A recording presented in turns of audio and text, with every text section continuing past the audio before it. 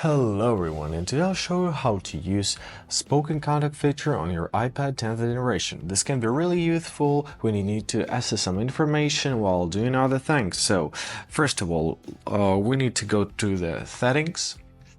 Here you have to find accessibility tab. Here it is, let's click on it. Here we need to find a spoken contact section. Click on it. And here we'll see two buttons, speak selection and speak screen.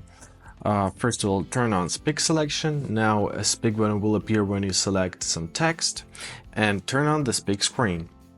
When it's turned on, you swipe down with two fingers from the top of the screen and you'll hear the content of the screen. Let's try it out. Speak selection on. A speak button will appear when you select text. Speak screen on. And just like that, thank you so much for watching. Hope this video was helpful. Have a nice day.